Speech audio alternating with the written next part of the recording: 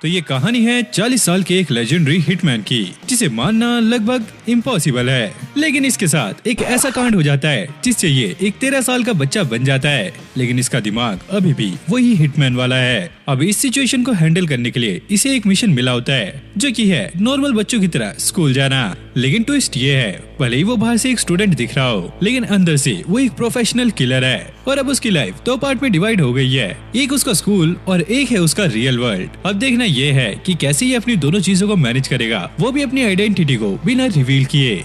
तो इस एनिमे की शुरुआत में हम एक बंदे को देखते हैं जो एक मिशन पे आया होता है। फोन पर उसे कोई ये बता रहा होता है, जिस मिशन पे तुम आए हो यहाँ पर तुम्हें कुछ लोग भी मिल सकते हैं और हो सकता है तुम्हें उनसे फाइट भी करनी पड़े, तो हाँ संभल के जाना। अब ये एक बिल्डिंग में आ गया था जहाँ पे एक दो नहीं बल्कि काफी सारे बंदे होते हैं। ओए ओए ओए रुक जा वहीं पर, तू कहाँ चला रहा है? ये कोई पार्क नहीं है। लेकिन ये बंदा किसी को भी कोई जवाब नहीं देता। अब ये गन वाला बंदा इसे शूट करने वाला होता है, लेकिन ये बूढ़ा बंदा उल्टा इसे ही शूट कर देता है, जिसके बाद वो यहाँ की सारी लाइटों को फोड़कर कुछ ही पलों में इन सारे बंदों को ठिकाने लगा देता है। और यहाँ पर एक मोटा सा बंदा भी था जिसकी काफी ज्यादा फट गई थी और वो सूटकेस लेके यहाँ से निकल ही रहा होता है, लेकिन ये बूढ़ा आदमी उसके सामने आ जाता है। ये उस पर फायरिंग भी करता है, लेकिन अगले ही पल वो उसके पीछे था और ये इस मोटे को एक ही पंच में नॉकआउट कर देता है, जिसके बाद ये उसका सूटकेस लेकर अब बाहर आ गया था। यहाँ पर इसका एक फ्रेंड भी होता है और वो इसका पासवर्ड खोलता है। इन्हें ऐसा लग रहा होता है कि जरूर इसमें कोई कीमती चीज होगी, लेकिन इसके अंदर रैक्स का एक छोटा सा छत्ता था। और अब घर जाने से पहले ये लोग कुछ खाने लगते हैं। हम अपने हिटमैन को देखते हैं। इसे देखकर ऐसा लग रहा होता है कि ये बस अपनी लाइफ ऐसे ही काट रहा है, इसकी लाइफ में कोई भी मजा नहीं रहा।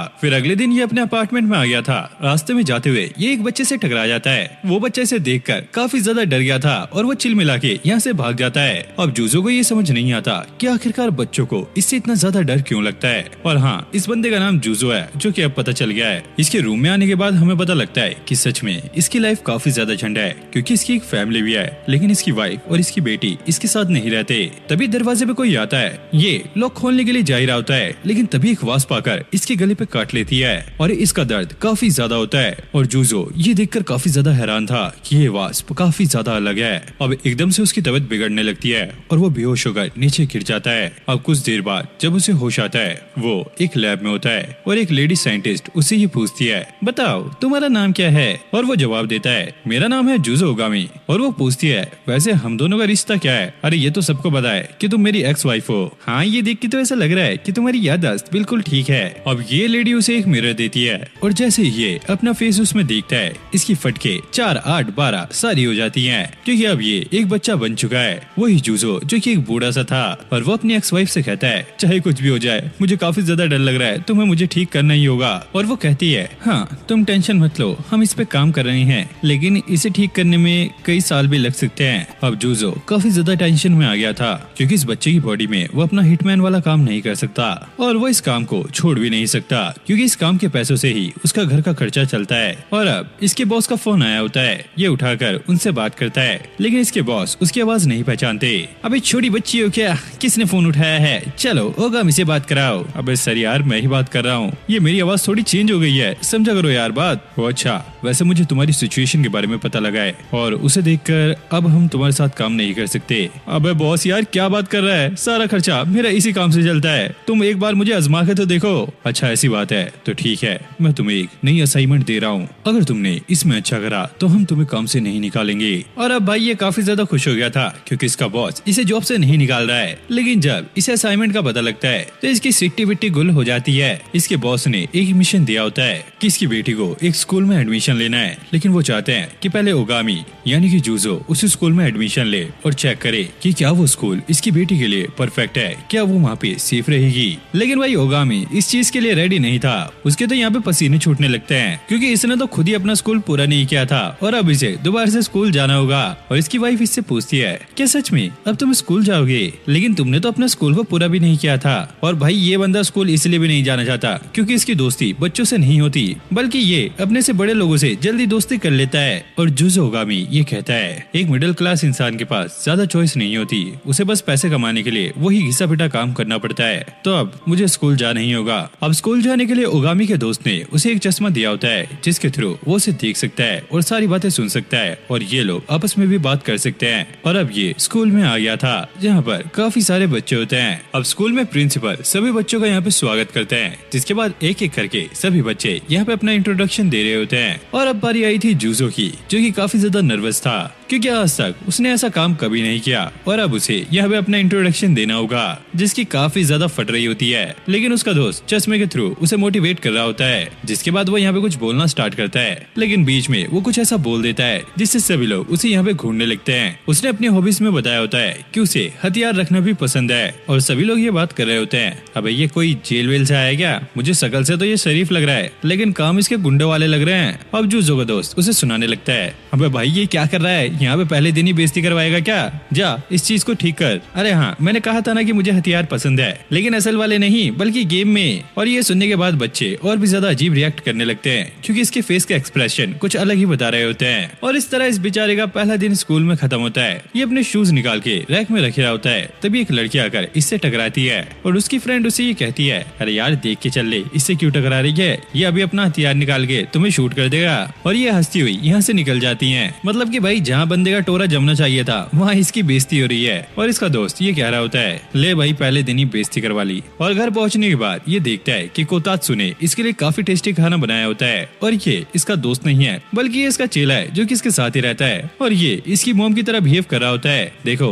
अब तुम स्कूल जाने लग गए हो तो खाना खाने के बाद तुम्हें होमवर्क भी करना होगा। और जूजो से कहता है, अबे बस कर यार, मेरी मॉम बनने का ट्राई मत कर। माना कि मैं एक बच्चा बन चुका हूँ, लेकिन भाई हूँ तो मैं तेरा बॉस ही ना। और कोतात्सु कहता है, अरे बॉस मैं आपके भले के लिए कह रहा हूँ, अगर आप बच्चों की तरह बिहेव करोगे तो कोई भी आपको पहचानेगा नहीं और आपके लिए अच्छा ही होगा। फिर अगला सीन हम फिर से स्कूल का देखते हैं जहाँ पे जूजो की मैथ की क्लास चल रही होती है और इसके कुछ भी पल्ले नहीं पड़ रहा था और बैठा बैठा ये सोच रहा होता है, अरे यार इससे सही तो मेरी हिटमैन वाली लाइफ थी, कम से कम मैं कुछ न कुछ करके पैसे तो कमा लिया करता था। यहाँ तो मेरे कुछ घंटे पल्ले नहीं पड़ रहा है। और शुरू से ही इसे पढ़ना लिखना पसंद नहीं है, लेकिन उस वास्प के काटने के बाद इसकी बॉडी में काफी सारे चेंजेस आए हैं। इसकी सोचने समझने की पावर काफी ज्यादा बढ़ चुकी है और जैसे ये बोर्ड की तरफ देखता है इसे सारा कुछ आसानी से समझ आ जाता है और अब इसे पढ़ाई में भी मजा आने लगता है और उसे सारे ही सब्जेक्ट काफी अच्छे से समझ आ रहे होते हैं। और जब भी उसे फ्री टाइम मिलता है तो वो अपनी पुरानी लाइफ को साइंस से कंपेयर करने लगता है कि जब भी वो बुलेट फायर करता था तो उसमें क्या क्या हुआ करता था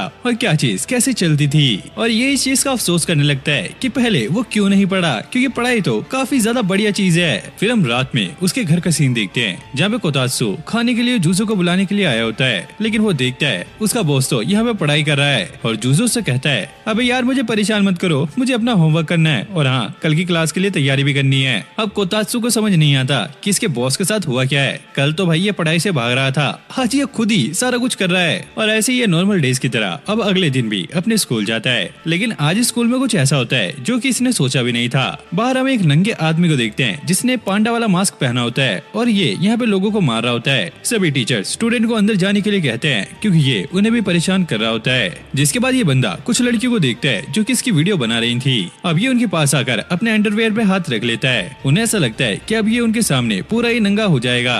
वहीं जूजो और उसका दोस्त ये सारा कुछ देख रहे होते हैं और ये वही लड़कियां थी जिन्होंने जूजो का मजाक बनाया होता है। कोतात्सु उसे मना करता है कि तुम्हें इनकी हेल्प नहीं करनी, इन्हें ऐसे ही रहने दो। लेकिन भाई वो बंदा ठरकी इनके सामने गलत गलत हरकतें कर रहा होता है। अरे इनकी बराबर की तो मेरी लड़कियां हैं, मुझे इनकी हेल्प करनी ही होगी। वो उस बंदे के सामने एक बॉक्स फेंकता है और 3-4 बुलेट वहाँ पे फायर कर देता है, जिससे यहाँ पे धुआं हो गया था। और फिर वो उसके जाके एक जोरदार पंच मारता है, लेकिन इससे इस बंदे को कुछ भी नहीं हुआ होता क्योंकि जूजो अब एक बच्चे की बॉडी में है, तो भाई यहाँ पे उसे थोड़ा बहुत तो जोर लगाना पड़ेगा। जिसके बाद ये ठरकी अपने अंडरवेयर में से एक बॉम्ब निकाल लेता है और जूजो वो बॉम्ब देखकर कहता है, अबे साले ठरकी ये बॉम्ब रखने के लिए तेरे को और कोई जगह नहीं मिली। और वो उसके अंडे फोड़ देता है और वो बॉम्ब साइड में फेंक देता है। और ऐसे इसने इन लड़कियों को बचा लिया था। वो लड़कियाँ इसे सामने देखती है और इससे पूछती है, जूजो क्या तुमने हमारी जान बचाई? क्या जान? नहीं, मैं तो अभी आया हूँ। अब ये यहाँ पे ठरकी अपने अंडे पकड़ के पड़ा होता है। सारे लोग काफी ज्यादा हंस रहे होते हैं और ये न्यूज सारी जगह फैल गई थी। जूजो की एक्स वाइफ भी ये न्यूज देख रही होती है और वो ये देखकर काफी ज्यादा खुश थी। अब अगले दिन सभी बच्चे एक क्लास का अनऑफिशियल व्हाट्सएप ग्रुप बनाने की बात कर रहे होते हैं, जैसे कि सभी का होता है, आपका भी होगा ही। और यहाँ पे कुछ बच्चे भी थे जो कि जूजो को पसंद नहीं करते, तो वो इसे ऐड करने से मना कर रहे होते हैं। लेकिन वो दो लड़कियां जिसे जूजो ने बचाया था, वो इसके पास जाके उसे ये पूछने लगती है, ही हम एक व्हाट्सएप ग्रुप बना रहे हैं, क्या तुम उसमें ज्वाइन होना चाहोगे? लेकिन जूजो सोचता है, अब यार इनको ज्वाइन करके मैं क्या करूंगा, वैसे भी मैं इनसे बात कहाँ करूंगा। लेकिन फिर भी वो उनका मन रखने के लिए हाँ बोल देता है। अब जैसे वो घर जाता है, वो देखता है कि फोन पे काफी सारी नोटिफिकेशन आई हुई है और सारे लोग यहाँ पे बातें करने में लगे हुए हैं और वो काफी ज्यादा परेशान हो गया था। और वो अपने दोस्त से कहता है, अब यार इसे किसी तरीके से बंद कर वरना मैं इसे फोड़ दूंगा। और कोतात्सु कहता है, अरे बॉस, नए जमाने के बच्चे ऐसी ही बात करते हैं, आप तो पुराने जमाने के हो, आपको क्या ही पता होगा। जिसके बाद वो थोड़ी हवा खाने के लिए बाहर आ गया था और वो ये सोच रहा होता है, ये लाइफ भी काफी अच्छी है। अब अगले दिन जूजो दोबारा से स्कूल जा रहा होता है। उसका दोस्त कहता है, अरे क्या यार बॉस, बार बार पढ़ते ही रहते हो, जरा आसपास की हरियाली तो देख लो। कोतात्सु, मैंने अपने टाइम में बहुत हरियाली देखी है, बस मुझे अब पढ़ने दे। अब वो अंदर जाके अपनी सॉक्स उतार के रख रहा होता है, तभी वो दोनों लड़कियां यहाँ पे टपक जाती हैं। Hello handsome, good morning. लेकिन भाई इस बंदे की गुड मॉर्निंग तो बैड लग रही होती है, क्योंकि इसका मुंह ऐसा लग रहा होता है जैसे कि इसने लड्डू भर रखे हों। अब ये इन दोनों चिंकी मिंकी के साथ क्लास में जाने लगता है। आज पहली बार उसकी नजर क्लास की एक लड़की पे जाती है जिसका नाम है नोरन। और ये लड़की ना पढ़ाई में भी और स्पोर्ट्स में भी काफी ज्यादा अच्छी है, जिस वजह से सभी लोग इसे काफी ज्यादा पसंद करते हैं, मतलब कि भाई इसे गर्लफ्रेंड बनाना चाहते हैं। लेकिन भाई इस लड़की को तो इन चीजों में बिल्कुल भी इंटरेस्ट नहीं होता, वो तो बस अकेली रहना पसंद करती है। और जूजो को जैसे पता चलता है कि ये लड़की और कोई नहीं बल्कि मिस्टुका ऑर्गेनाइजेशन की प्रेसिडेंट की बेटी है, तो उसे ना चाहकर भी इस लड़की से दोस्ती करनी पड़ती है, क्योंकि भाई इसकी असाइनमेंट ही यही है, मतलब कि लड़की पटाओ, नहीं लड़की को देखो यार, मतलब देखभाल करनी है। अब वो उसके पास जाकर कहता है, हेलो क्यूटी, कैसी हो? और वो उसे गुस्से में देखकर कहती है, अबे चंपू से तुझे और कोई काम नहीं है, दिख नहीं रहा है मैं पढ़ रही हूँ। तो भाई ये चुपचाप मुंह बना के यहाँ से निकल जाता है। जिसके बाद इनकी साइंस क्लास थी। अब ये बाहर जा रहा होता है और फिर वहाँ पे फूट कर रोने लगता है, मतलब कि इतना बड़ा होकर भी एक लड़की से रिजेक्ट होके आ रहा है, इसने तो इज्जत का भाजीपाला करा दिया। जिसके बाद वो चिंकी मिंकी भी यहाँ पर आ गई थी। वो इससे पूछती है, अबे ओए ये जमीन क्यों चाट रहा है? फिर चलते हुए ये बताने लगता है, दरअसल वो नोरेन से मुझे दोस्ती करनी है, वो मुझे काफी ज्यादा अच्छी लगती है। अच्छा तो ये बातचीत है, लेकिन तुम गलत मछली पकड़ रहे हो, क्योंकि वो पढ़ने में भी काफी ज्यादा बढ़िया है और साथ में स्पोर्ट्स में भी काफी ज्यादा अच्छी है। और कोई भी लड़का अगर उस पर ट्राई करता है तो भाई वो उसका वहीं पे इनकाउंटर कर देती है। और ऊपर से वो इतनी ज्यादा रिच है कि कोई भी उसकी दोस्त नहीं है, इसलिए उसको अकेले टाइम स्पेंड करना अच्छा लगता है। अब इतना सारा कुछ सुनने के बाद भाई ये तो अपने घर के लिए निकल गया था। अब रास्ते में भाई को भूख लगने लगती है, तो कुछ खाने के लिए वो यहाँ पे एक रेस्टोरेंट में आ गया था। लेकिन सामने यहाँ पे नोरेन थी जो कि पार्ट टाइम यहाँ पे काम करती है। अब इस पगलेट को भी समझ नहीं आता कि ये क्या बोले, तो वो चुपचाप जाके यहाँ पे बैठ जाता है। अब नोरेन उसे पानी लाके देती है और ये सोच रहा होता है, अबे क्या सच में ये उस प्रेसिडेंट की बेटी है? और अब वो इसके लिए रामेन भी लेकर आ गई थी। और जैसे ये रामेन को खाता है, ये भाई हवा में उड़ने लगता है, मतलब कि इसने आज तक ऐसी रामेन काफी टाइम पहले खाई थी, वो भी अपने घर में। तब इसकी मॉम इसके साथ रहा करती थी और इसे ये रामेन काफी ज्यादा पसंद आ रही थी। नोरेन उसे रुकाते हुए कहती है, ये खत्म करने के बाद मुझे बाहर मिलना। अब ये लड़की सिर पकड़ के उससे ये कहने लगती है, अबे नल्ले तुझे और कोई जगह नहीं मिली, यहीं पे आके तुझे रामेन खानी थी? अरे क्या बोलूं, यहाँ की रामेन काफी ज्यादा बढ़िया है और ये मेरे घर के पास ही था, तो मैं यहाँ पे आ गया। और वैसे मुझे भी क्या पता था कि तुम यहाँ पे काम करती हो, मैं तो बस चलता फिरता यहाँ पे आ गया था क्योंकि मुझे भूख लगी थी। और हाँ टेंशन मत लो, ये बात मैं किसी को नहीं बताऊंगा कि तुम यहाँ पे काम करती हो। हाँ ये तुमने सही कहा, इस बात को तुम सीक्रेट रखना, अगर तुमने ये बात किसी को भी बताई फिर तुम देख लेना तुम बचने नहीं वाले। अब ये लोग घर की तरफ चलने लगते हैं और ये आपस में बात कर रहे होते हैं। नोरेन ये बता रही होती है कि उसके घर में काफी कुछ अजीब है। जब वो छोटी थी तो उसके पेरेंट्स उसे काफी सारे लड़कों से मिलाया करते थे ताकि वो उनमें से अपना कोई फ्यूचर हस्बैंड चुन सके। और नोरेन का मानना था कि वो आगे जाके इस सोच को बदलेगी और उसे भी अपने अंकल की तरह एक बहुत बड़ा रामेन का रेस्टोरेंट खोलना है जहाँ पे वो खुद रामेन बनाया करेगी। और वो अपने घर वालों को दिखाना चाहती है कि लड़कियां भी लड़कों से कम नहीं होती। और जब कभी भी वो अपने घर वालों से परेशान होकर बाहर आया करती थी तो उसके अंकल उसे यहाँ पे रामेन खिलाया करते थे और फिर उसका दिमाग पूरा शांत हो जाया करता था। इसलिए वो भी चाहती है कि वो लोगों की हेल्प करे और उनके दुख दर्द बांटे।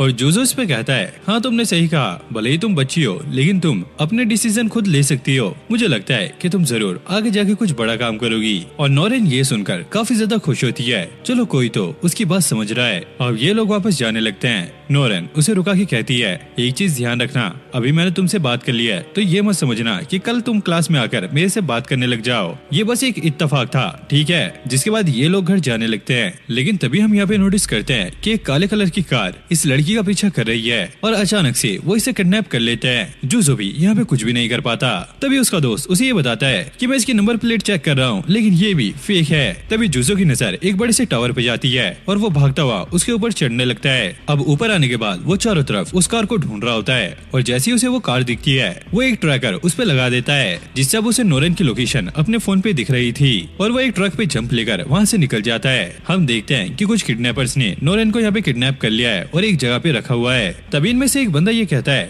अरे यार क्या माल है, मुझे तो ये हाई स्कूल की लड़की नहीं लगती, ये तो काफी ज्यादा मैच्योर है, काश मैं इसके साथ शादी कर पाता। तभी यहाँ पे इनका एक बॉस आता है और वो इसे लात मारकर पीछे फेंक देता है और वो नोरेन से कहता है, तुम घबराओ मत, मैं इसे खत्म कर दूंगा, बस तुम मुझे उस ड्रग का फॉर्मूला बता दो जो तुम्हारे मॉम डैड ने इन्वेंट किया है। लेकिन नोरेन कहती है कि उसे इसके बारे में कुछ भी नहीं पता और वो बार बार इसी के बारे में पूछ रहा होता है और नोरेन भी यहाँ पे कुछ नहीं बताती। ये बंदा समझ गया था कि वो ऐसे कुछ भी नहीं बताने वाली और इस बंदे को इसकी कमजोरी पता थी तो वो उससे कहता है, अगर तुमने मुझे वो फॉर्मूला नहीं बताया तो मैं तुम्हारे अंकल को 2 हिस्सों में काट दूंगा। लेकिन तभी अचानक जूजो यहाँ पे पहुंच जाता है और वो आते ही इन किडनैपर्स के बॉस को खत्म कर देता है और इसने नोरेन का फेस भी ढक दिया था ताकि उसे इसकी रियल आइडेंटिटी के बारे में पता न लगे। अब इन सारे गुंडों ने उस पे फायर करने के लिए गन्स निकाल ली थी लेकिन जूजो उनसे पहले ही सबको खत्म कर देता है। अब वो नोरेन से कहता है, चलो मैं तुम्हें एक राइड पे लेके चलता हूँ। अब वो नोरेन को एक ट्रॉली पे बैठा कर यहाँ से बाहर ले जाने लगता है। रास्ते में एक बंदा आता है और ये एक ही किक में उसे सेट कर देता है। ऐसे ही बाहर जाते जाते बहुत सारे बंदे आ रहे थे और ये सबको ही ठिकाने लगाते हुए जा रहा होता है और कुछ ही देर में ये सब किडनैपर्स को मारकर बाहर आ गया था। नोरेन एक ट्रॉली पे बैठी थी और बाहर आते आते उसका सर भी घूम गया है और उसे चक्कर आने लगते हैं। ओए प्लीज मुझे नीचे उतार दे, मुझे चक्कर आ रहे हैं। लेकिन बाहर आने के बाद ये देखता है उन किडनैपर्स का बॉस अभी जिंदा है और वो कार लेकर इन्हीं की तरफ आ रहा है। जूजो उस लड़की को वहाँ से साइड हटाता है और उस ट्रॉली को लेकर उस कार की तरफ फेंक देता है जिससे यहाँ पे कार पलट जाती है और ये बंदा यहीं पे मारा जाता है। और फिर जूजो नोरेन को कुछ सूंघा के वहीं पे बेहोश कर देता है। फिर उसे याद आता है कि उसके पास एक बुक भी थी, शायद वो अंदर रह गई है, उसे वो वापस लानी होगी वरना काफी बड़ी गड़बड़ हो सकती है। फिर हम जूजो को मैथ्स की क्लास में देखते हैं और इसे यहाँ पे मैथ कुछ भी समझ नहीं आ रही होती है क्योंकि इसे इसकी बेसिक भी क्लियर नहीं है और इसमें हेल्प लेने के लिए ये अपनी एक्स वाइफ को कॉल लगाता है लेकिन इसकी एक्स वाइफ इसे साफ मना कर देती है। जूजो देखो मैं अभी काफी ज्यादा बिजी हूँ, क्यों ना तुम अपने टीचर की हेल्प लो, वो तुम्हारी मदद कर देंगे। जूजो कहता है, तुम्हें नहीं लगता कि वो मेरे से काफी छोटा है और अगर मैं उससे हेल्प लूंगा तो ये कुछ सही नहीं बैठेगा, लगता है यार अब मुझे ही कुछ करना पड़ेगा। जिसके बाद वो पढ़ने के लिए लाइब्रेरी में चला जाता है लेकिन यहाँ पर भी उसे कुछ भी समझ नहीं आ रहा था।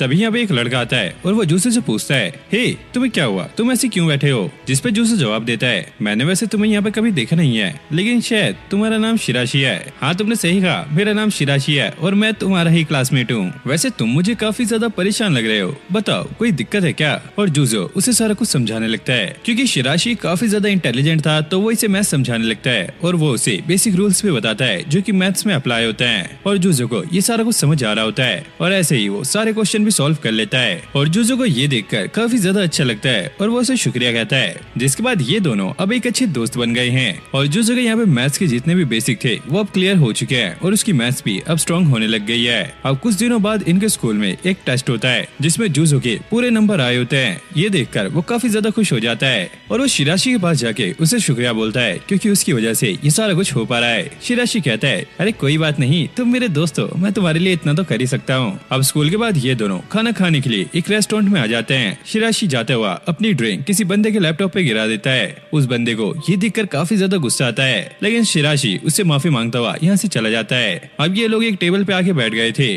और क्या ऑर्डर करना है ये सोच रहे होते हैं। शिराशी यहाँ पे जूजो को बता रहा होता है कि उसकी लाइफ कैसी थी। दरअसल जब वो छोटा था तो उसकी मॉम तभी गुजर गई थी। उसके बाद उसकी दादी ने ही उसकी देखभाल की है, लेकिन अब वो भी बूढ़ी हो रही है। लेकिन ये चाहता है कि इसके पास कुछ ऐसे लोग रहें जो कि इसकी केयर भी करें और इसे पसंद भी हो। तभी पीछे से वो बंदा आकर इनकी बेइज्जती करने लगता है। अबे तुम दोनों ढक्कन हो क्या बातें कर रहे हो? ऐसा आज के टाइम में कुछ भी नहीं होता, सब भाई सेल्फिश हैं, सारे अपने काम में लगते हैं, कोई तेरे पास आके तेरी केयर नहीं करेगा, ठीक है, समझ गया तू? ये सुनकर जूजो को काफी ज्यादा गुस्सा आता है। मेरा मन तो कर रहा है कि मैं इसके दांत तोड़ दूं। शिराशी उसे शांत कराता है, नहीं रुको। लेकिन ये बंदा भाई जूजो की भी बेइज्जती करने लगता है। अबे वो डबल बैटरी तेरी अभी चार्ज कर दूंगा यहीं पे। अब ये सुनकर शिराशी को गुस्सा आ जाता है और वो खड़ा हो जाता है। अबे वो सुन, चुप हो जा सातवीं फेल, वरना मैं तेरे मुंह पे पेशाब कर दूंगा।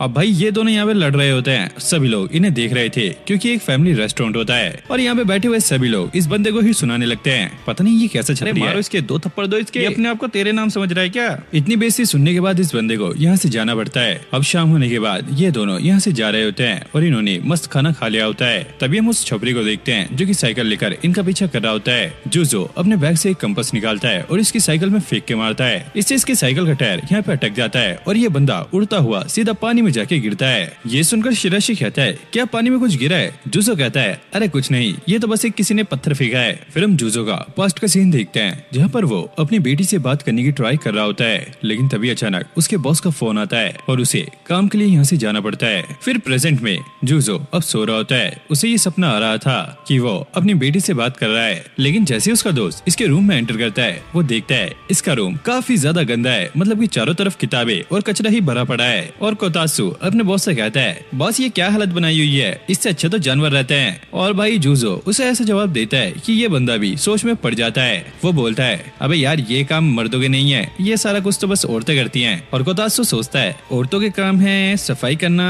और मैं क्या कर रहा हूँ, मतलब कि क्या मैं भी एक औरत? तो क्या आप ये कहना चाह रहे हो कि मैं भी एक औरत हूँ? अब जूजो स्कूल आ गया था। वो देखता है कि यहाँ पे सारे के सारे बच्चे कोई ना कोई क्लब ज्वाइन कर रहे हैं, जिसके बाद वो शिराशी के पास आता है और वो उसे काफी सारे क्लब्स दिखाता है। शिराशी उसे सजेस्ट करता है कि तुम्हें हाउस होल्ड वाला क्लब ज्वाइन करना चाहिए, इससे तुम घर के काम भी सीख जाओगे। और जूजो यहाँ पे फिर से वही बात बोलता है, अरे ये काम मेरे बस के नहीं है, ये काम तो सारे लड़कियों के हैं। तभी यहाँ पे शिराशी की बहन आ जाती है और वो कहती है, क्या तुम मेरे क्लब की बात कर रहे हो? हाँ, मैं उसमें काफी कुछ सिखाती हूँ, जैसे घर में कैसे काम करना है और क्या क्या काम करना है। और शिराशी की बहन इस क्लब की प्रेसिडेंट थी, तो वो जूजो के सामने ऐसी शर्तें रख देती हैं जिसे ना चाहकर भी उसे इस क्लब में जाना पड़ता है। उसने सीधा बोल दिया था, अगर तुम्हें मेरे भाई का दोस्त रहना है तो तुम्हें इस क्लब को ज्वाइन करना होगा और जो मैं कहूंगी वो सारा काम करना होगा। अब क्लब के पहले दिन इन्हें एक डिश बनानी थी। जूजो को यहाँ पे कुछ भी बनाना नहीं आता, लेकिन लोग उसकी काफी ज्यादा मदद करते हैं और वो यहाँ पे एक काफी अच्छी सी डिश बना लेता है। और जब वो इसे टेस्ट करता है तो उसे ये काफी ज्यादा अच्छी लगती है। जिसके बाद जूजो अब शिराशी की बहन के पास जाकर कहता है, तो ये सारा कुछ हो गया है ना, क्या अब मैं जा सकता हूँ? लेकिन वो उसे यहाँ पे मना करती है, नहीं अभी नहीं। फिर अगले सीन में हम देखते हैं कि ये अब घर जा रहा है और इसके हाथ में वही खाना है जो इसने बनाया होता है। फिर हम रात का सीन देखते हैं जब जूजो को उसकी एक्स वाइफ का कॉल आया होता है, क्योंकि इसने वो खाना अपनी एक्स वाइफ और अपनी बेटी के लिए भेजा होता है और उन्हें ये खाना काफी ज्यादा अच्छा लगता है। और फिर हम देखते हैं कि शिराशी की बहन ने उससे कहा था कि हम जो भी काम करते हैं वो अपनों के लिए करते हैं और तुमने पहली बार कुछ खाना बनाया है तो तुम्हें ये उसके साथ शेयर करना चाहिए जो कि तुम्हें सबसे ज्यादा प्यारा है। जूजो की लाइफ में ज्यादा बंदे नहीं है, बस वो अपनी बेटी से काफी ज्यादा प्यार करता है, इसलिए उसने ये खाना अपनी एक्स वाइफ और अपनी बेटी के लिए भेजा था। और उसकी बेटी भी उसे थैंक्स बोलती है क्योंकि उसे ये खाना काफी ज्यादा अच्छा लगा होता है। जूजो भी काफी ज्यादा इमोशनल हो गया था। और अब अगले दिन स्कूल आने के बाद वो सबसे पहले यहाँ पे क्लब ज्वाइन करने का फॉर्म भर के शिराशी की बहन को दे देता है और वो ये देखकर काफी ज्यादा खुश होती है। और उसे स्कूल में नोरन भी मिलती है। ये उससे बात करने का ट्राई कर रहा होता है, लेकिन वो इसे साफ मना कर देती है। मैंने तुम्हें समझाया था ना कि तुम्हें मुझसे बात नहीं करनी, हमारे बीच में कुछ नहीं हुआ है, ठीक है? और कोतात्सु भी कहता है, बॉस आपने तो इस लड़की के सामने अपनी बेइज्जती पे बेइज्जती कराई हुई है। अब कोतात्सु के लैपटॉप पर एक नोटिफिकेशन आई होती है जिसे देखकर वो काफी ज्यादा शॉक हो जाता है। जूजो भी पूछता है, अब यार क्या हुआ है, मुझे भी तो बताओ। और कोतात्सु उसे ये बताता है, बॉस अगर आपको सारा कुछ ठीक करना है तो आपको नोरेन से शादी करनी होगी। अब ये क्या बक रहा है, तुझे पता भी है मैं एक 40 साल का बुढ़ा हूँ और मेरी एक्स वाइफ भी है, एक छोटी बच्ची भी है, और मैं कैसे इस जवान लड़की से शादी कर लूं? क्या तेरा दिमाग ठिकाने पे है? और कोतात्सु कहता है, हाँ बॉस हाँ बॉस, मैं सारा कुछ समझ रहा हूँ, लेकिन अगर आपको ठीक होना है तो ये तो करना ही पड़ेगा। और क्या आपको याद है कि उस किडनैपर के बॉस ने भी कहा था कि नोरेन के पास शायद कुछ ऐसा ड्रग है जिससे आप शायद ठीक हो सकते हो, तो आपको उससे शादी करनी होगी। लेकिन वही जूसो यहाँ पे टालता हुआ कहता है, अबे नहीं नहीं, ऐसा कुछ भी नहीं है, मैं ऐसे ही ठीक हो जाऊंगा, मुझे ये सब करने की जरूरत नहीं है। फिर अगले सीन में हम देखते हैं ये चंपू रामेन खाने के लिए उसी के अंकल के रेस्टोरेंट में आ गया था और वो यहाँ पे मस्ती से रामेन खा रहा होता है क्योंकि यहाँ की रामेन उसे काफी ज्यादा पसंद है। ये खाने के बाद वो नोरेन को पैसे देकर यहाँ से जा रहा होता है। नोरेन के अंकल उससे ये कहते हैं, नोरेन काफी ज्यादा रात हो चुकी है तो तुम्हें भी अब घर चले जाना चाहिए। जिसके बाद ये दोनों ही साथ में घर जाने लगते हैं और नोरेन रास्ते में काफी ज्यादा चिल्ला रही होती है, अरे पता नहीं मेरे पापा को मेरे से क्या परेशानी है, वो हर बार मुझे कंट्रोल करने का ट्राई करते हैं, इतनी जल्दी घर बुला के वो पता नहीं क्या करना चाहते हैं। लेकिन जूजो तो उसकी बातें सुन ही नहीं रहा था। नोरेन को पहले गुस्सा आता है लेकिन बाद में वो इस बात पे हंसने लगती है। अब स्कूल में सभी लड़के नोरेन और जूजो के पीछे भाग रहे होते हैं क्योंकि उन्हें पता लग गया है कि जूजो नोरेन से बात करता है और ये नोरेन को प्रपोज करने के चक्कर में है। जिसके बाद ये दोनों आकर एक जगह पे छुप गए थे। नोरेन काफी ज्यादा परेशान होती है और वो जूजो से माफी मांगती है कि उसकी वजह से इसे भी बीच में फंसना पड़ रहा है और वो उससे एक हेल्प ही मांगती है और वो जूजो से कहती है, जूजो क्या तुम मेरी हेल्प कर सकते हो, क्या तुम मेरे फेक बॉयफ्रेंड बन सकते हो। और जूजो भी सोच में पड़ गया था जिस चीज से वो भाग रहा है ये वही करने को इसे कह रही है। जूजो कहता है, ठीक है मैं तुम्हारी बात मानने के लिए तैयार हूँ, लेकिन भाई ये फेक रहेगा। और जब ये नाटक शुरू होता है अगले ही पल इसकी गेम यहाँ पे स्टार्ट हो जाती है। कुछ लड़कों ने यहाँ पे जूजो को पकड़ लिया था क्योंकि उन्हें पता लग गया है कि जूजो नोरेन का बॉयफ्रेंड है और वो उसे ये कह रहे होते हैं, ओए तेरा बहुत हो गया है, तू नोरेन से दूर रह या फिर तेरे पास एक और ऑप्शन है, तुझे हमारा सबका काम करना होगा, बता क्या तुझे ये मंजूर है। लेकिन भाई जूजो उनकी कोई भी बात नहीं मानता और वो वहाँ से जंप लेकर यहाँ से निकल जाता है और सभी लोग ये देखकर काफी ज्यादा हैरान थे कि जूजो ने तीसरी मंजिल से जंप मार दिया है। अब ये क्लासरूम में आ गया था और चिंकी मिंकी आकर इसे ये समझाने लगती है कि हमारे स्कूल में काफी सारे ग्रुप्स है लेकिन इनमें से ये यूनिकॉर्न ग्रुप है जिसमें सभी लोग काफी ज्यादा स्मार्ट हैं, काफी ज्यादा इंटेलिजेंट है और ये सारे लोग नोरेन में इंटरेस्ट रखते हैं। इसी वजह से ये लोग तुम्हें बुली कर रहे थे। अब ये अपने घर आ गया था। यहाँ पे कोतात्सु अपने बॉस से कहता है, बॉस मैंने देख लिया है कि तुम उसका बॉयफ्रेंड बनने का नाटक कर रहे हो और लोग तुम्हें बुली कर रहे हैं, लेकिन एक बात ध्यान रखना, अगर तुम उसके लिए सीरियस नहीं हो तो तुम्हें उसका बॉयफ्रेंड भी नहीं बनना चाहिए, इससे तुम्हें ही प्रॉब्लम हो सकती है। जूजो कहता है, हाँ यार मैं उससे शादी नहीं करने वाला, मैं बस उसकी हेल्प कर रहा हूँ। कोतात्सु कहता है, वही तो मैं कह रहा हूँ कि अगर आप उसकी ऐसे ही हेल्प करते रहोगे तो इससे आप ही खतरे में पड़ सकते हो। और वो ये भी कहता है कि मुझे नोरेन के लिए थोड़ा बुरा लगता है कि उसके साथ क्या क्या होता है, लेकिन आपको पता है ना कि उसकी फैमिली की वजह से वो भी खतरे में पड़ सकती है क्योंकि उनके पास एक ऐसा ड्रग है जिससे शायद कुछ बहुत बड़ा किया जा सकता है और इसलिए अंडरवर्ल्ड के सभी लोग उसके पीछे पड़े हुए हैं और वो डायरेक्ट हमला ना करके स्कूल में कुछ ऐसे स्टूडेंट्स को भेज रहे हैं जो नोरेन को अपने प्यार में फंसा के उससे शादी कर सके ताकि वो उससे वो ड्रग काफी आसानी से निकलवा सके। फिर अगले दिन नोरेन जूजो से ही बात कर रही होती है और वो उससे कहती है, जूजो मुझे पता है कि जब से तुमने ये नाटक किया है तुम्हें काफी कुछ सहना पड़ रहा है, लेकिन मैं चाहती हूँ कि अब तुम ये नाटक बंद कर दो क्योंकि मैं नहीं चाहती कि मेरी वजह से तुम्हें इतना कुछ झेलना पड़े। और हाँ अब मैं क्लब में आना भी बंद कर दूंगी, अब ये सारा कुछ मुझे ही हैंडल करना होगा। और वो इससे दूर रहने का ट्राई कर रही होती है ताकि ये बीच में घसीटा ना जाए और जूजो यहाँ पे कुछ भी नहीं कहता। नोरेन यहाँ से जाने ही वाली होती है तभी एक लड़का आकर उससे ये कहता है, हे नोरेन तुम कैसी हो, क्या तुम मेरे साथ आज डेट पे चलोगी। नोरेन उसे मना कर देती है लेकिन ये बंदा बार बार उससे पूछ रहा होता है और ऐसे कर करके ये उसे परेशान कर रहा होता है। जूजो उसे रुकाते हुए कहता है, ओए ये क्या कर रहा है, अभी भी हम एक दूसरे के साथ हैं तो मेरी गर्लफ्रेंड से दूर रहे। और नोरेन भी ये देखकर काफी ज्यादा शॉक थी क्योंकि नोरेन ने उसे ऐसी एक्टिंग करने से मना कर दिया था, लेकिन फिर भी जूजो उसे यहाँ पे प्रोटेक्ट कर रहा है। ये बंदा अब गुस्सा हो गया था और वो उससे कहता है, अबे सुन बे चूजे, तेरे जैसा मरियल इसे क्या ही प्रोटेक्ट करेगा, देख मैं तो जिम भी जाता हूँ और मैं आसानी से इसे प्रोटेक्ट कर सकता हूँ। जूजो कहता है, हम दोनों अभी भी रिलेशन में हैं, तो तुम्हें बीच में आने की जरूरत नहीं है। जिसके बाद ये बंदा अपनी पावर दिखाने के लिए जूजो पर अटैक करता है, लेकिन जूजो एक ही हाथ से उसके पंच को रोक लेता है। ये देखकर सभी लोग काफी ज्यादा हैरान थे क्योंकि सामने वाला बंदा काफी टाइम से जिम जा रहा है और बहुत ज्यादा ट्रेनिंग करता है, लेकिन जूजो ने आसानी से उसके पंच को रोक लिया और नोरेन यहाँ पे उससे इम्प्रेस हो जाती है। अब अगले दिन नोरेन जूजो से ये पूछती है, ही तुम्हें क्या हुआ है, तुमने कल उस लड़की को काफी आसानी से रोक लिया, कहीं तुमने कोई टॉनिक तो नहीं पी लिया जिससे तुम्हारे अंदर सुपर पावर आ गई। जूजो कहता है, अरे नहीं नहीं ऐसा कुछ भी नहीं है, वो तो बस मेरा लक था, वो गलती से मैंने उसका पंच रोक लिया, ऐसा कुछ भी नहीं है। लेकिन नोरेन को यहाँ पे कुछ गड़बड़ लग रही थी, जिसके बाद वो उसे बताती है, दरअसल मेरे डैड ने मुझे एक पेन भेजा है ताकि मैं उसे दे सकूं जिसे मैं डेट कर रही हूँ, और ये फाउंटेन पेन होता है जो कि वो जूजो को देती है। अब इनको ये समझ नहीं आता कि उसके डैड ने इन्हें ये पेन क्यों भेजा जा, जरूर इसके पीछे कुछ न कुछ मतलब होगा। अब ये तो आगे जाके ही पता लगेगा। फिर हम क्लासरूम में एक नए ट्रांसफर स्टूडेंट को देखते हैं जिसका नाम है शिन, जो कि देखने में थोड़ा सा स्मार्ट लग रहा होता है और हाँ थोड़ा सा इंटेलिजेंट भी।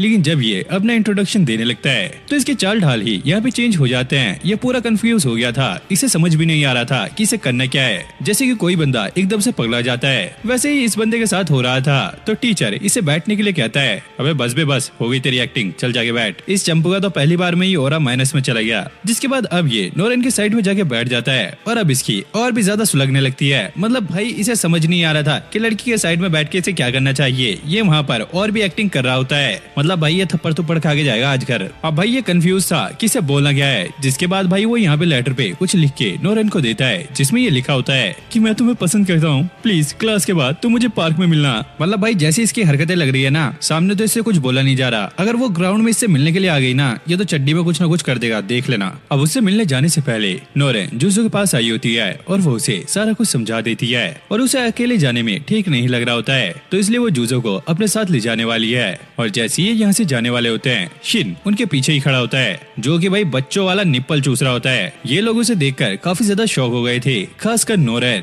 और जूजो भी ये सोच रहा होता है, अबे यार ये क्या बंदा है, साला भूत की तरह है। अभी तो यहाँ पे नहीं था, एकदम से यहाँ पे प्रकट हो गया। मुझे तो भाई ये ठीक नहीं लग रहा है। जिसके बाद भाई वो सीधा ही नोरेन को प्रपोज करने लगता है। नोरेन प्लीज मेरी सपनों की रानी, मेरा प्रपोजल एक्सेप्ट करो, मैं तुमसे बहुत ज्यादा प्यार करता हूँ। और वो यहाँ पे निप्पल चूस रहा होता है और वो कहता है, ये निप्पल मेरी नर्वसनेस को कंट्रोल करने का काम करता है, प्लीज इसे इग्नोर करना। और जूजो को भी समझ नहीं आ रहा होता है अभी ये बंदा है या सर्किट है, पता नहीं इसका सिस्टम किस तरह का है। और नोरेन को भी काफी ज्यादा गुस्सा आता है और वो इसके एक जोरदार पंच मारती है, जिससे ये बंदा यहीं पे ढेर हो जाता है। लेकिन भाई ये पगलेट मतलब कि मानने के लिए तैयार नहीं था। मतलब कि ये बंदा पहले ही कितना गिरा हुआ है और नीचे गिरे हुए भी ये यहाँ पे स्माइल कर रहा होता है। और नोरेन उसे काफी ज्यादा सुनाती है कि अभी तक उसे काफी सारे लड़कों ने प्रपोज करने का ट्राई किया है, लेकिन उसने सबको ही मना कर दिया है क्योंकि कोई भी उसे परफेक्ट नहीं लगा। अब ये बंदा खड़ा होकर कहता है, तो ये चंपू सा, ये तुम्हारा बॉयफ्रेंड है, इसमें ऐसा क्या खास है। और वो उस पर अटैक भी कर देता है। जूजो उससे बच गया था। शिन कहता है, मैं इसे चैलेंज करता हूँ, ये मेरे से फाइट करे, अगर मैंने इसे फाइट में हरा दिया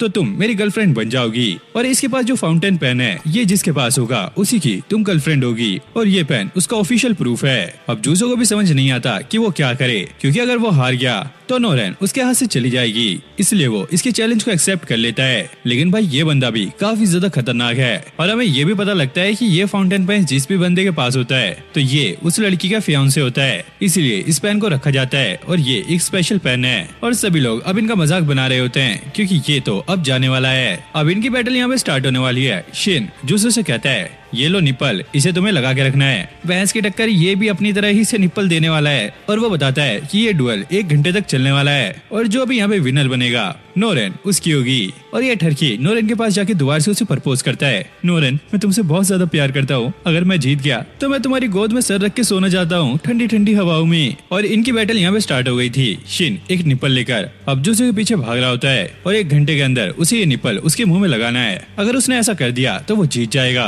और अगर जूजो उससे बच गया और निप्पल उसके मुंह में नहीं लगा तो जूजो यहाँ पे जीत जाएगा। शिन भाई काफी ज्यादा तेज होता है, लेकिन जूजो भी उसके सारे अटैक से डॉज कर रहा होता है। और ये भाई बहुत ज्यादा तेज था। जूजो काफी तेज भाग रहा होता है, लेकिन ये उसी का पीछा कर रहा होता है और इसके अटैक भी काफी ज्यादा खतरनाक थे। लोग भी ये देखकर काफी ज्यादा शौक थे कि ये दोनों एक लड़की के पीछे पागल हो गए हैं। कभी ये क्लास में जाते तो कभी ये बाहर लड़ते और ऐसे ही ये उसका पीछा करते हुए एक रूम में आ गया था। यहाँ पे भी वो उसके मुंह में निप्पल डालने का सोच रहा होता है, लेकिन ये एक मूर्ति के मुंह में डाल देता है। जिसके बाद ये अब एक और रूम में आ गए थे। वही शिन इसका पीछा नहीं छोड़ रहा होता है, वो लगातार इस पे अटैक कर रहा होता है, लेकिन जूजो भी काफी ज्यादा तेज था। शिन उससे ये कहता है, नोरेन से मैं तुमसे ज्यादा प्यार करता हूँ, मेरी फीलिंग तुमसे ज्यादा स्ट्रॉन्ग है। तुम्हें क्या लगता है कि तुम्हारी फीलिंग नोरेन के लिए ज्यादा स्ट्रॉन्ग है? अब भाई जूजो ये सुनकर सोचने लगता है, अबे ये क्या कह रहा है, मैंने तो ऐसा कभी सोचा ही नहीं है और नोरेन को मैंने कभी गर्लफ्रेंड बनाने के बारे में सोचा भी नहीं था। मेरी तो एक एक्स वाइफ है और एक बच्ची है जो कि इसी की एज की है, मैं ऐसा कैसे सोच सकता हूँ, ये तो गलत होगा। फिर हम बाहर का सीन देखते हैं। अब टाइम यहाँ पे खत्म होने वाला है। अब ऐसे ये लड़ते हुए बाहर आ गए थे। सभी लोग ये देख रहे होते हैं कि अभी तक जूजो यहाँ पे सेफ है। भाई शिन उस पर दोबारा अटैक कर रहा होता है। इस बार तो उसने एक ट्रैप बनाया होता है। सभी लोग ये देखकर काफी ज्यादा हैरान थे कि जूजो इस बार फंसने वाला है। काफी सारे निप्पल उसकी तरफ आ रहे होते हैं। जूजो जंप लेकर उससे बचता है, लेकिन यहाँ पे एक ट्रैप भी था जिसमें शिन उसे फंसा लेता है। उसके हाथ यहाँ पे बन गए थे और एक निप्पल उसकी तरफ काफी तेजी से आ रहा होता है, लेकिन तभी अचानक यहाँ पे एक थ्रेड बीच में आ जाता जाती है, जिसकी मदद से ये निप्पल यहीं पे रुक जाता है और टाइम भी यहाँ पे एंड हो जाता है। यानी कि जूजो इस चैलेंज को जीत गया है। और फिर शिन को यहाँ पे समझ आता है कि आखिरकार हुआ क्या था। जब जूजो ने जंप ली थी तो उसने एक थ्रेड पीछे फेंक दिया था, जिसकी मदद से ये निप्पल यहाँ पे रुक गया और वो इस चैलेंज को जीत गया। ये देखकर सभी लोग काफी ज्यादा खुश होते हैं और भाई शिन यहाँ पे रो रहा होता है कि उसने अपने प्यार को खो दिया। जूजो उससे ये कहता है, मुझे पता नहीं कि मेरी फीलिंग तुम्हारे से स्ट्रॉन्ग है या कम है, लेकिन मुझे इतना क्लियर हो गया है कि मेरे अंदर नोरेन के लिए कुछ फीलिंग है जो कि अभी अभी मुझे पता लगा है। और वो सोचता है कि ये फीलिंग कुछ ऐसी नहीं है कि वो उससे प्यार करता है, ये फीलिंग कुछ ऐसी है कि वो उसे प्रोटेक्ट करना चाहता है ताकि उसके सामने कोई भी दिक्कतें ना आए। जो कुछ भी वो अपनी वाइफ के लिए नहीं कर पाया वो सारा कुछ उसने आज इसके लिए किया। और अगले सीन में हम देखते हैं कि ये फुद्दू इनके क्लब में भी पहुंच गया है और ये नोरेन का अब भी पीछा नहीं छोड़ रहा है। तो किल बिलो एनिमे का फर्स्ट पार्ट यहीं पे एंड होता है। तो गाइस आपको ये एनिमे कैसे लगी कमेंट करके जरूर से बताना और अगर आप चैनल पे न्यू हो तो वीडियो को लाइक करके चैनल को सब्सक्राइब कर लेना और ये वीडियो अपने दोस्तों में शेयर करना। बाकी गाइस ये एक ऑनगोइंग एनिमे है तो इसलिए जितने भी इसके अभी तक एपिसोड आए थे सारे ही मैंने इस वीडियो में कवर कर दिए हैं और जैसे ही नए एपिसोड आएंगे तो उनको भी मैं कवर कर दूंगा। बाकी आप ऐसे ही सपोर्ट दिखाते रहो। मैं मिलता हूँ नेक्स्ट वीडियो में, तब तक के लिए okay take care bye bye.